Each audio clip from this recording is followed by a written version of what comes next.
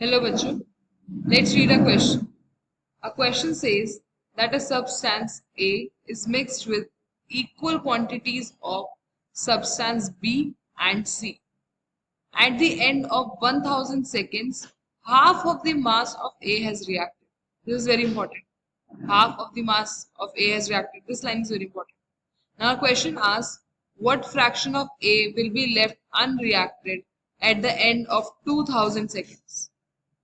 If the reaction is, in case of A, zero order with respect to A, and in case of B, second order with respect to A.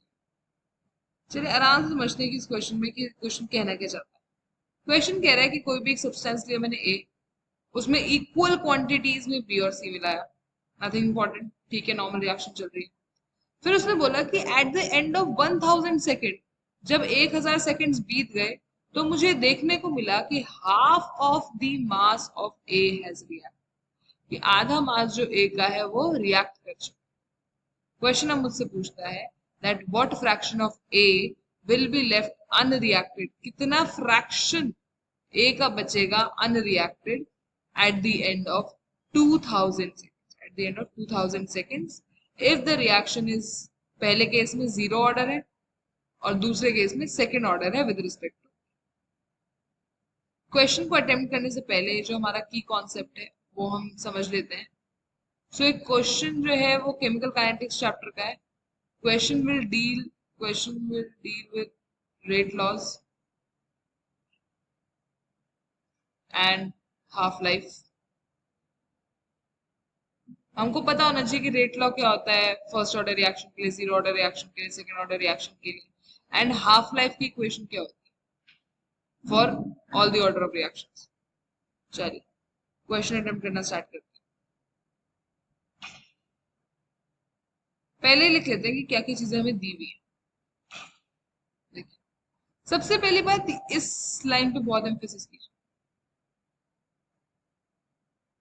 इन्होंने बोला कि 1000 second के बाद आधा मास जो था ए का वो रिएक्ट हो गया था. अगर मैं इसको लिख दूं कि T half is equals to 1000 seconds, तो क्या है, गलत होगा? बिल्कुल भी गलत नहीं होगा. टी हाफ यही तो होता है जब हमारा कंपाउंड आधा रिएक्ट कर जाए, जब उसका मास हाफ हो जाए, दैट इज टी हाफ. सो मुझे टी हाफ कितना दिया हुआ है? 1000 सेकेंड्स. ठीक है, बाकी और मुझे कुछ क्वेश्चन में दिया नहीं हुआ. सो लेट्स सी, अब अटेम्प्ट करना स्टार्ट करते हैं. पहले ए पार्ट के लेटर.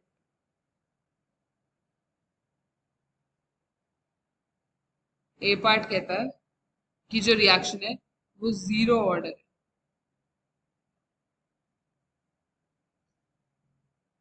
विद रिस्पेक्ट टू ए.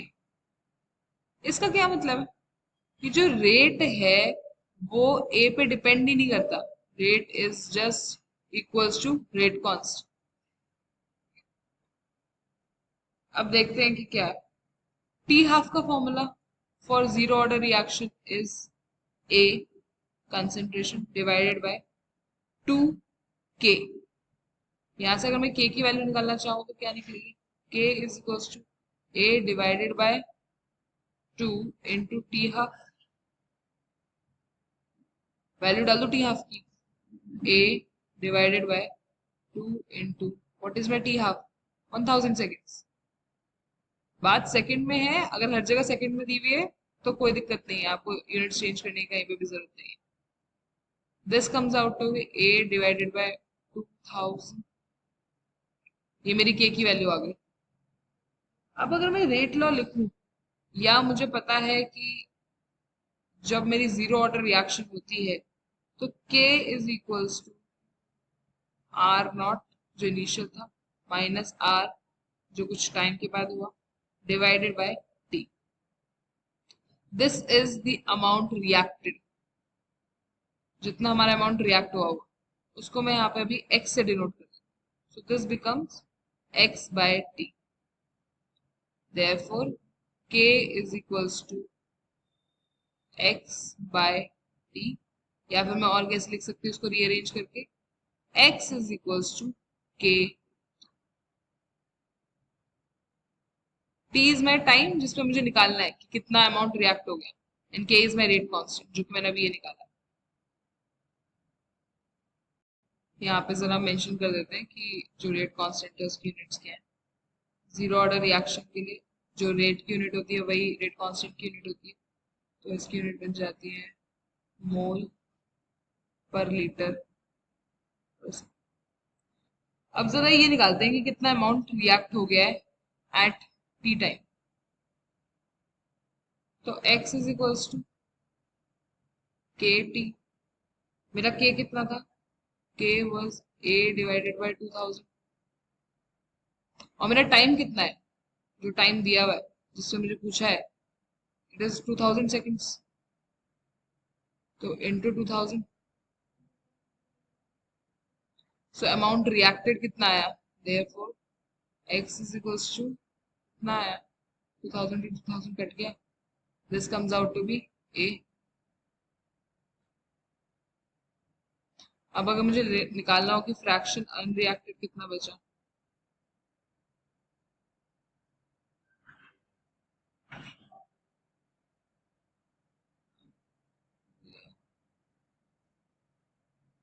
कैसे निकालूंगी, a minus x divided by a, this becomes a fraction, so this becomes a minus a divided by a, this becomes c। तो मेरा कुछ भी नहीं बचा, अनरिएक्टेड कुछ भी नहीं बचा, मेरी reaction complete. Let's move on to part B. Part B से इसकी रिएक्शन कैसी है, second order kinetics.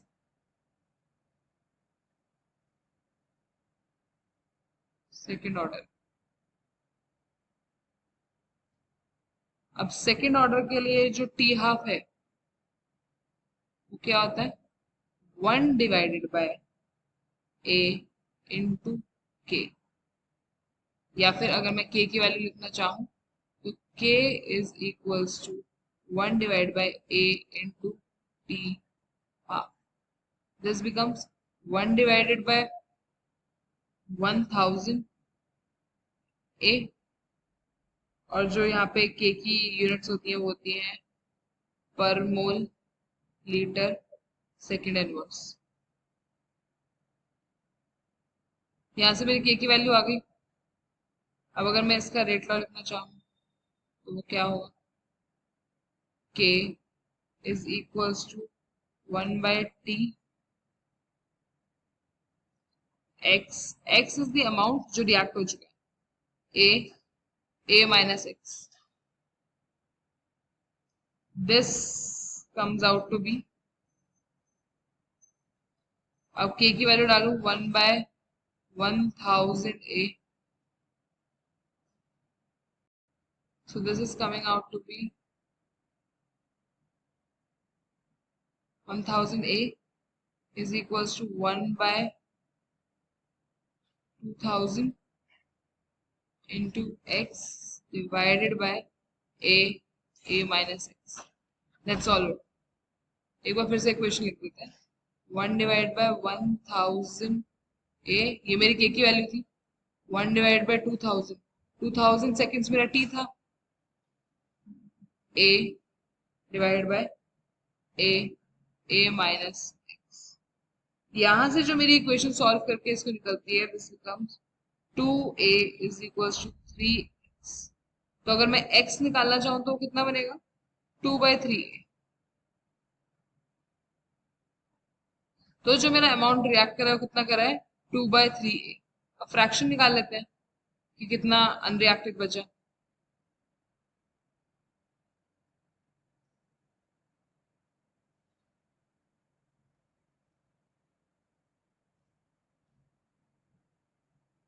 Fraction unreacted हम कैसे निकालेंगे, a minus x divided by a, तो कितना बचेगा, a minus 2/3a divided by,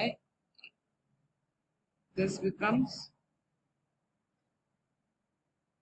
3 minus 2, 3a minus 2a divided by 3 divided by a, so this is a by 3 divided by a, so this becomes 1 by third, 1 by third of, so this is my fraction unreacted। अगर मेरी reaction कैसी है, second order kinetics की। अगर मेरी reaction first order kinetics की है तो मेरा फ्रैक्शन रिएक्टेड है ही नहीं। I hope you understood it well. Best of luck.